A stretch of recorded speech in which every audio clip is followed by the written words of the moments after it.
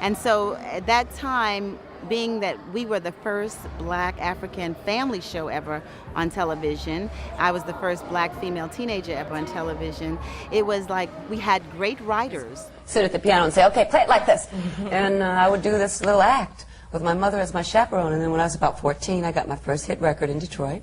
Have you ever wondered why the famous singers and actors on the screen possess such gorgeous, glamorous looks that captivate thousands? Is it truly a divine gift from nature, or actually a masterpiece forged in the fires of excruciating transformation? In the dazzling capital of cinema, where outstanding talent is not enough and beauty is the scale of power that decides fame and stardom, women of color, in order to be recognized under the spotlight, had to undergo surgical interventions and harsh physical reconstructions, even to a terrifying degree that you could never imagine. Today, we will unveil the most haunting transformations in the entertainment world, involving 11 famous singers and actresses, icons of black beauty, who once possessed appearances that were utterly rejected by Hollywood in the past. 1. Brenda Sykes, The Price of Rebirth and the Vanishing of the Ugly Duckling. In the glittering Hollywood of the late 1960s, Brenda Sykes was a solitary low note, a beauty buried beneath the shadows of towering icons. When she first touched the soil of the cinematic capital, she carried the deep-seated insecurity of a stray wildflower. The world cruelly branded her the ugliest duckling of the industry. Her raw, rustic face, bearing the unrefined features of her black heritage, was viewed as a discordant beat against the reigning standards of European elegance. That complex was like a vine of thorns wrapped tight around her soul, leaving Brenda feeling like an unfinished sketch, a spirit craving recognition, but rejected for the very face her parents gave her. But behind that mask of resignation lay a chilling resolve to shed her identity in search of salvation. Sykes quietly embarked on a perilous journey with the scalpel, an era in the 70s where perfection was always bartered for devastating risks. Inside Los Angeles clinics reeking of sterile disinfectants, she surrendered to the cold steel as it carved deep into her flesh. These were true acts of mortification as she shaved down her jawbone and refined her nose to escape what the public called coarseness. Brenda once recalled those horrific days with a shudder. Every time I looked in the mirror at my swollen face and tangled stitches, I felt as if I were murdering the girl I used to be to nurture a stranger. The physical agony was nothing compared to the terror that I was permanently discarding my true face. That brutal trade-off ignited a shockwave when Brenda re-emerged in the 1970 film The Liberation of L.B. Jones. The world gasped. No one recognized the fading woman of the past. Before them stood a haughty beauty with a radiance straight out of myth, captivating eyes, a delicate bridge, and the aura of a black cinema queen. The metamorphosis was so flawless it erased every cruel prejudice, forcing Hollywood to kneel at her feet. Brenda Sykes had won the beauty race, but behind that face, worshipped by thousands, lay a painful secret of sacrifice. As she once confessed with restless sorrow, "People celebrate my beauty, but they do not know that I paid for it with my entire past and brutal surgeries that tore through both my skin and my soul. Wounds that makeup can never hide." 2. Bernadette Stannis, from the shy Brooklyn girl to the screen's goddess of light. Stepping out of the 1970s Hollywood glare, we find ourselves in the unforgiving back alleys of Brooklyn. It was here that fate nearly strangled a budding jewel in the cradle, Bernadette Stannis. Before the world bowed to her as a beauty icon, Bernadette was merely a frail black girl, recoiling within the towering shadow of her own insecurity. She was so haunted by her appearance that whenever she faced the predatory arena of beauty pageants, where young girls were laid upon a cold scale to be dissected for every flaw, she would fake violent asthma attacks. It was a desperate ruse, a plea to breathe in the darkness of anonymity, fleeing the world's piercing gaze upon a face she once believed was unattractive. Her mother, a woman who wielded love with a discipline of iron, was ruthlessly determined. She bound her daughter to a grueling mortification of the self within the hallowed high-pressure halls of the Juilliard School and the predatory arenas of the Miss Black America pageants. In those years, through her mother's eyes, the slight softness of Bernadette's adolescent frame was an unforgivable sin. A regime of extreme dietary control was enforced. Throughout her youth, Stannis could no longer even recall the taste of a piece of KFC, a spiritual luxury struck from the menu to pay for a slender waist. The sting of the lash during catwalk rehearsals became a daily bread. Whenever Bernadette stumbled in her rhythm or missed a step, punishment struck instantly, swift, cold, and agonizing. It was a violent process of shattering a poor Brooklyn girl's timid spirit to forge a regal, commanding confidence. The transformation was so total that it bordered on the supernatural, turning a child who once sought the shadows into the sun goddess of a million hearts. This metamorphosis ultimately brought her glory, but it was also a quiet execution of her true self. The radiant confidence she displayed on screen was, in reality, the thickened scar tissue of a battered soul. The shy child from Brooklyn had been left behind to wither away amidst hunger and the whip, making way for an icon who was as magnificent as she was utterly alone.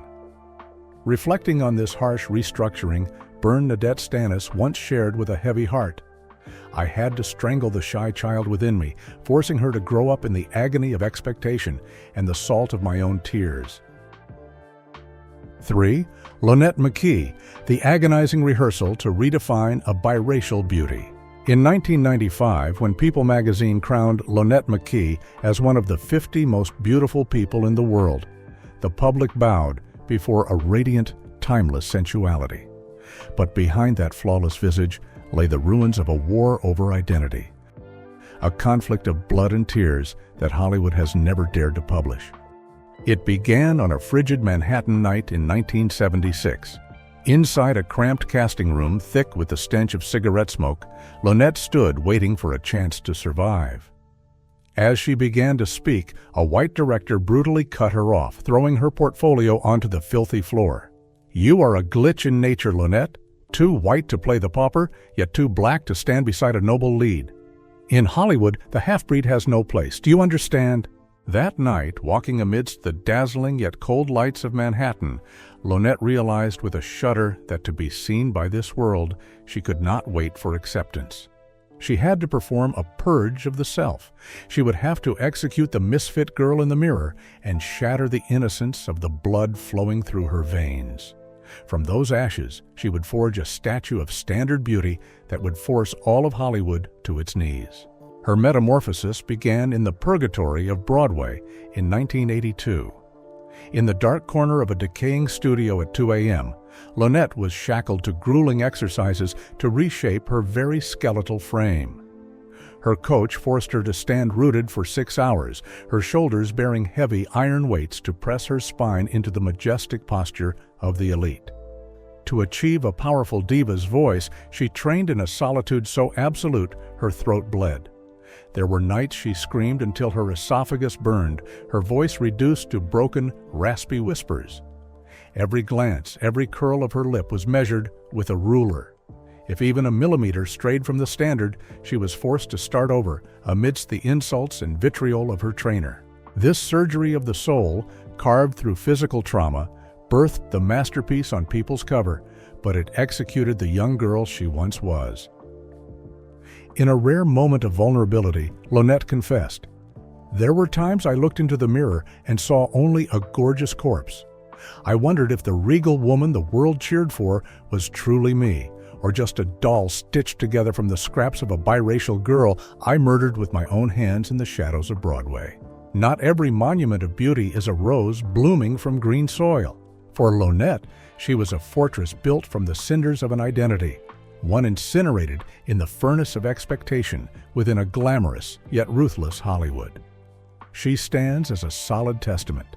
To conquer this town, one must sometimes accept becoming a total stranger to oneself. 4. Jeanie Bell, the ruthless metamorphosis to erase a Houston past. In the slipstream of 1960s American delusions, the name Jeanie Bell emerged as a defiant challenge. the world recognized her as the first black woman to reign on the cover of the Playboy Empire in October 1969. A seismic shift in the history of beauty. But behind that barrier-breaking glamour lay a secret Jeanie fought to entomb. The memory of a weary, provincial girl raised in the destitute streets of Houston. Her most grisly trauma occurred at 17 during a local fashion casting. Under the glaring lights, a white manager used the tip of a pencil to flick her chin aside, inspecting her like livestock at a market. He sneered before the crowd, "Look at yourself, you ugly duckling." Those coarse, labor-worn hands and that crooked smile belong in a kitchen, not on a masthead. You don't have 1,000th of the potential to be a model. That public humiliation was a bucket of ice water thrown at her dignity. Yet, instead of breaking, that cruel contempt became the fuse for a radical shedding of the skin, a total metamorphosis to incinerate every trace of the impoverished girl she once was. She plunged into a metamorphosis defined by months of nerve-shattering agony in dental clinics, where her jaw structure and crooked teeth were forced into alignment to engineer a perfect, standardized smile. Not stopping there, Jeanie transformed her vanity table into a laboratory of erasure. She learned to weaponize cosmetics like a form of ink, using them to overwrite her history. Those hands, once coarse from manual labor, were meticulously treated until they appeared long, slender, and aristocratic. Under a flawless, radiant foundation, she buried the hardened lines of the working class, training her body to move and breathe as if born into silk rather than the dust of the workshops.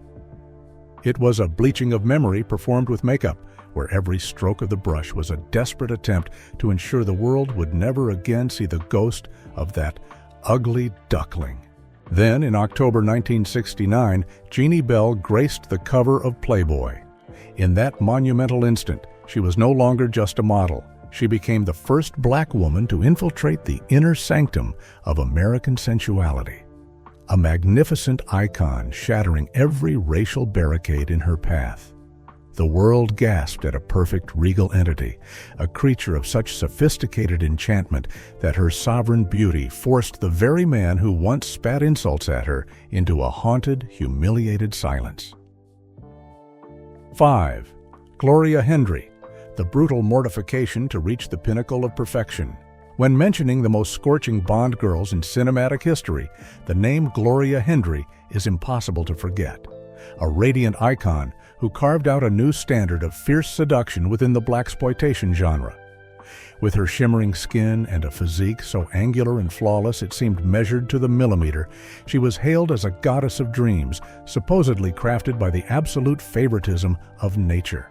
Yet few suspect that beneath this worshipped exterior lies a secret buried under layers of glamorous cosmetics.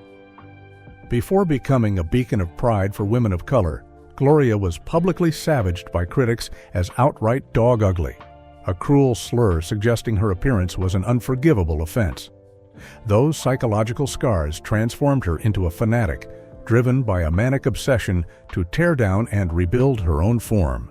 She chose physical mortification as her weapon, a brutal means to force the world into a stunned silence. On a winter night in 1972, inside a cramped underground gym in Los Angeles, just months before filming the James Bond classic Live and Let Die, Gloria Hendry pushed through her final sets under the cold gaze of a notorious trainer. In the murky 3 a.m. shadows, the stench of sweat mingled with the metallic tang of blood from raw, unhealed blisters on her palms. As she collapsed under the crushing weight of the iron, the trainer merely nudged her hip with the toe of his boot, whispering a ruthless reminder. "Never forget, they called you the ugliest thing in Hollywood, Gloria. Get up and prove them wrong." To master the fluid gait of a Playboy bunny, Gloria forced herself to stand and move in razor-sharp stilettos for 12 hours a day, even while lifting weights or jogging. At times, her feet swelled so violently that blood seeped from bruised nail beds, staining the shoe linings crimson. Yet she absolutely forbade herself from removing them. Her toes became deformed under the crushing force of medical tape. Every night, returning home was, for me, like stepping straight into hell. I could not fall asleep as my entire body fell into violent spasms. It felt as if every fiber of my muscle was being torn from the bone with pliers. Beneath skin thinned by a diet of only water and a few withered vegetables, blood and bodily fluids leaked silently from internal wounds. Some nights I had to lie motionless on the cold stone floor, holding my breath to soothe the fever of muscle inflammation, feeling the chill seep into my marrow just to know I was still alive. Even at the height of fame, whenever she looked in the mirror, that woman would sometimes shudder at her own perfection. The memory of that skin-tearing agony never truly faded. 6. Vonetta McGee, The Purge of Identity Beneath the Heart of Hollywood. In the 1970s, Hollywood shuddered under the wave of blaxploitation, an era of rebellious, seductive black heroes. Amidst the gunsmoke and high-octane action, Vonetta McGee emerged like a goddess. She was magnificent, commanding, and possessed a beauty so flawless it felt impossible. But, ladies and gentlemen, that beauty was not entirely a gift from nature. It was the result of a silent, ruthless expedition beneath the operating room lights, representing a dark chapter known as ethnic plastic surgery. At that time, for a black woman to claw her way onto the A-list of blockbuster projects, her looks had to pass through a cruel filter set by white producers. Vonetta understood that to survive in that glamorous world, she could not simply be beautiful in a natural way. She needed a competitive face, a beauty that breathed the spirit of Africa but was sharpened to fit the Western golden ratio. One April night in 1972, at a discreet private clinic in Beverly Hills, Vonetta sat across from her surgeon under cold white fluorescent lights. On the table lay a photograph of Elizabeth Taylor. Beside it was a sketch of Vonetta's own face, crisscrossed with jagged black ink. The doctor looked at her, his marking pen gliding over her natural nose as he remarked coldly, "You have magnificent eyes, like Liz, but this distinctive nasal structure will make the cameras of major directors hesitate. If you want to stand beside A-list leading men, we must sculpt it to achieve her elegant proportions." Vonetta said nothing. She only stared into the large mirror behind the doctor, which reflected a form about to be torn apart. Her eyes flashed with a resolve mingled with the mourning of someone who understood. To become the black Elizabeth Taylor in the public eye, she had to perform a brutal purge of her own heritage. The game of sophisticated blades began shortly thereafter. Delicate procedures to narrow the nostrils millimeter by millimeter and the carving of facial bone structures to create a refined, sharp appearance were carried out in the terrifying silence of the surgery room. Recovery was a long sequence of days where Vonetta had to imprison herself in darkness, her face wrapped tight in bandages like a mummy, reeking of antiseptics and dried blood. Every time the nurse changed the dressings, looking at the tiny, raw red stitches along the bridge of her now constricted nose, Vonetta felt as if a piece of her ancestor's soul had been stripped away. It was a painful process of taming her identity, where every distinctive feature excised was a step closer to glory, but a step further away from herself. When the wounds finally healed and Vonetta McGee appeared radiantly in the film Hammer, 1972, Ale of Hollywood held its breath before her new, aristocratic beauty. They hailed her as a masterpiece, yet no one knew that whenever she looked in the mirror, Vonetta would sometimes unconsciously reach up to touch the bridge of her nose, now elegant by Western standards, searching for some old trace of herself that had vanished forever. 7. Paula Kelly, a work of art carved from pain and contempt. In the gilded halls of Broadway, the name Paula Kelly echoed as a testament to power and singular splendor. The world once bowed to her beauty, a sharp, formidable aesthetic so potent that Playboy broke its own rules to honor her. But before she became the queen of the stage, Paula was an ugly duckling cast into the shadows. During a brutal ballet audition at a prestigious Manhattan academy in the mid-50s, white judges branded her coarse, a creature out of place whose features were deemed an insult to the refined standards of high art. That slur was a death sentence for a young girl's dreams, but for Paula, it was the fuse for a frantic restructuring of the flesh, revealed through the haunting accounts of her sister. She recalled a frigid winter night in 1958, following muffled groans to a small rehearsal room deep in their Manhattan basement. Through a cracked door under a flickering, jaundiced light, she was horrified to find Paula on the cold floor, her eyes burning with hatred and drenched in tears. Paula was using tightly braided ropes to lash her calves to the heavy legs of a piano, pulling the knots with all her might, intentionally forcing her bone structure to deform to achieve the absolute straightness of a classical dancer. As her sister rushed to intervene, Paula's eyes locked onto hers, her voice rasping with agony. "Don't touch me. I'd rather shatter these legs than live another second in the coarse body they cursed." That terrifying secret remained buried for decades, a testament to the truth that Paula Kelly never sought a surgeon's scalpel. Instead, she used pain as her chisel, performing a silent, relentless surgery of discipline upon her own flesh in the shadows. She spent hours in a silent monologue before the mirror, watching how the ruthless light cast shadows over her high cheekbones and deep-set eyes, features Hollywood had condemned as flaws of coarseness. Rather than using cosmetics to soften prejudice or mask her roots under pale foundations, Paula turned makeup into an anatomy of the soul. Backstage at a 1964 Broadway show, a veteran artist approached with light powders to blur her overly masculine angles. Paula shoved his hand away, seized the brush herself, and deepened the dark contours beneath her cheekbones, transforming her jagged edges into a language of authority. That merciless persistence finally forged the most magnificent and mysterious black diamond of the century. Her beauty was so intense and singular that in October 1969, as America trembled with racial upheaval, Playboy, the inner sanctum of the most rigid beauty standards, was forced to shatter its own barriers, dedicating 8 glorious pages to honor her. 8.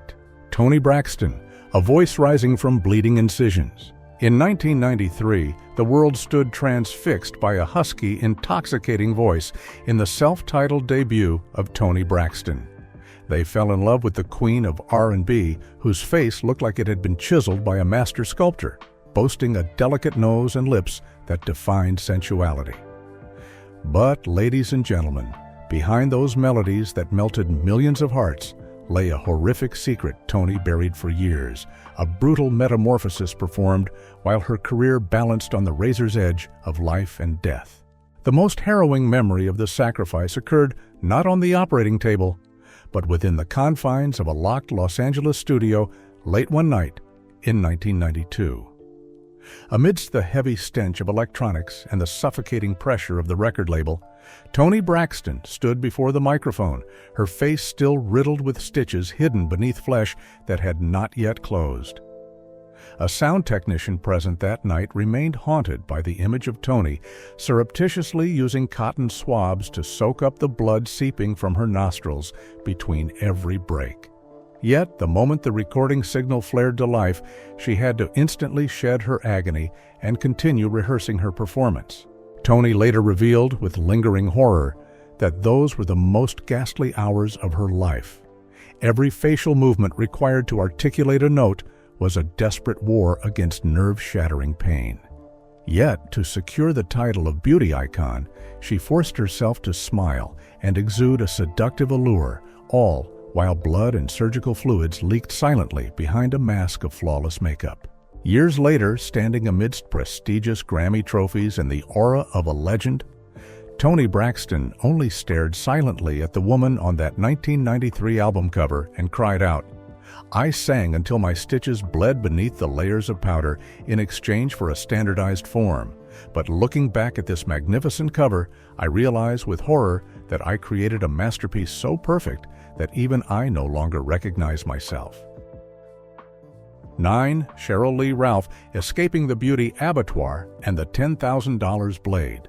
In the 1980s, when Cheryl Lee Ralph stepped before the lens, the public gasped at a beauty in its most radiant prime.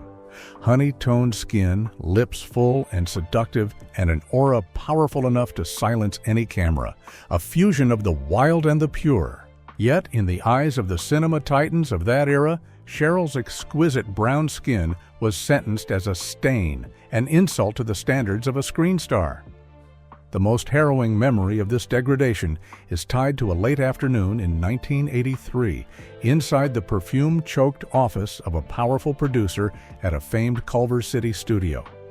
He casually propped his feet on the desk and used a red pen to slash a cruel X across Cheryl's portrait before tossing it into the trash. With a tone of utter contempt, he blew smoke into her face and spat. This skin and these lips are an insult to our lenses. Hollywood needs features refined like diamonds, not this street-breathing coarseness. If you want your first lead role, go reshape that smile of yours or vanish forever. That ruthless sentence pushed Cheryl straight into a beauty purification during the Christmas break of 1983. Instead of a central hospital, she was taken to a secluded villa hidden deep in Laurel Canyon, the shadow infirmary of the elite, where secret overhauls were performed on A-list stars. In an attic converted into a makeshift operating room, the heavy scent of lavender oil struggled to mask the metallic tang of blood and medical alcohol. Amidst the bone-chilling silence of the winter hills, Cheryl lay motionless on the table for a facial restructuring the producers called the $10,000 rubber jewel. Under a single surgical light, a doctor with ice-cold hands began injecting silicone and strange chemicals directly into her lip tissue, while silent blades carved away at her bone structure to demolish her natural form, creating safer, slender lines dictated by white standards. For the weeks that followed, Cheryl was imprisoned in that lonely villa, bound in white gauze and skin-tearing agony. She could not speak, could not eat. She could not even close her eyes as her skin was stretched to its breaking point. Some nights, as the wind shrieked through the mountain crevices, she had to pin her face down with her hands to stop the convulsions, feeling as though her skeleton was being shattered by a hammer and welded back together in the dark. Night after night, I had to grip my face to stop the seizing. It felt like my bones were being smashed and fused back together. I sold my soul to that $10,000 contract. Hollywood craved a perfect icon, but they never knew that to mold that smile, they nailed a soul into a cold silicone mask, one that can never be removed. In the decades that followed, Cheryl still shudders whenever she touches the scars skillfully buried beneath her makeup. 10. Diahann Carroll, A Gift from God and the Purge of Orphan Memories. In the annals of American television, Diahann Carroll was more than a star. She was a revolution. She was the first black woman to shatter the trope of the submissive maid, transforming instead into the elegant high society lady of Julia. Yet, to achieve the aristocratic aura that forced the world to bow, Diahann underwent a grueling overhaul of her identity, a journey she unhesitatingly christened with a religious title, A Gift from God. Far removed from the proud, sophisticated beauty seen on screen, Diahann Carroll was haunted by her childhood. She was an orphan, raised amidst the deprivation and squalor of old neighborhoods. In the depths of her mind, her natural features were not merely her birthright. They were the somber relics of a destitute youth, constant reminders of a past she desperately sought to bury. Thus, as early as the 1960s, when society was still riddled with rigid prejudice, Diahann made a life-altering decision to molt her own skin. Every time I stood before the dressing room mirror, I only saw that poor orphan girl with gaunt cheekbones and the features of the penniless, still shivering on a dark street corner from years ago. I realized that if I did not personally shatter that old form, this world would forever force me to kneel beneath the table, playing the role of the resigned maid in the shadows of inferiority. Diahann bared her soul in an exclusive 1968 interview with TV Guide for the premiere of Julia. The most powerful woman on American television at the time did not hesitate to strip away the illusion. Her aristocratic beauty was not a stroke of luck, but an architecture of pride built upon the ashes of an inferiority complex. She called plastic surgery a gift from God because to her it was the only way a black woman could cast off her impoverished origins and step into the light with the stature of a queen. 11. Candi Staton, A Hymn Rising from the Abyss. If any image could represent the absolute nadir of despair, it was Candi Staton in the late 1980s. After years drowning in alcohol, narcotics, and the lashings of abusive marriages, the First Lady of Southern Soul was reduced to a drifting ghost, a sallow face and eyes glazed with vacancy. The turning point came on a winter night in 1982 at a seedy Alabama dive bar. Candi stumbled onto the stage, her body emaciated and trembling in tattered clothes. A local promoter watched her with eyes full of filth, spat on the floor, and barked a laugh before the crowd. "Look at this! Is this your queen?" A soulless corpse with a face rotted by gin. "Candi, crawl back to the kitchen and scrub the floors. Don't foul these lights with that disgusting face ever again." That slur was the final blade driven into a self-esteem that was already hemorrhaging. That night, in a cheap motel room reeking of stale whiskey, she stood paralyzed before a clouded mirror, staring at the trembling stranger on the other side. In that harrowing silence, Candi realized a brutal truth. If she wasn't ruthless enough to smash this ruined form and drag herself out of the mire, the name Candi Staton would be buried forever at the bottom of a canyon of contempt. For months, Candi vanished. Rumors swirled that she had died of exhaustion. The truth, however, lay in a remote clinic where a harrowing physical mortification was underway. One night, her former manager tracked her down and froze at the threshold. Amidst cold medical equipment, he found Candi doubled over in agony from a skeletal weight loss regime, her face wrapped so tightly in gauze that only her burning eyes were visible. He cried out in terror, "Candi, is this a suicide? You don't have to torture yourself because of what that bastard said." Candi slowly raised her head, stifling a spasm of chest pain. Her voice was raspy but forged in steel, the voice of a woman who had nothing left to lose. "Suicide? No, I am doing the opposite. Do you see these incisions? If I cannot endure the breaking of this old shell, then I don't deserve to stand under the lights ever again. I would rather suffer this agony to become a legend than to live one more day with the face of a failure for the world's amusement." In 1986, amidst the neon glamour of New York's elite nightclubs, Candi Staton stepped into the spotlight to a thunderous roar. At 46, she stood there with a breathtaking, aristocratic beauty, a timeless visage that defied every law of decay. Amidst that radiant aura, Candi proved a merciless truth.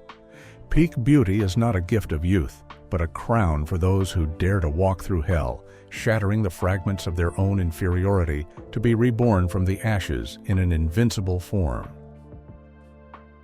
In the world of the spotlight, beauty has never been a free gift. It is a covenant signed in blood, a crown forged from the shards of pain and the sacrifice of the self. When the stage lights fade, these icons are left standing with a mask of perfection, flawless yet cold, a chilling testament that the price of immortality is often paid with the soul itself. If these truths from behind the curtain of fame have moved you, hit like, subscribe, and turn on the notification bell. Do not miss the secret dossiers yet to come as we continue our journey to decode the dark, hidden lives of these legendary black icons.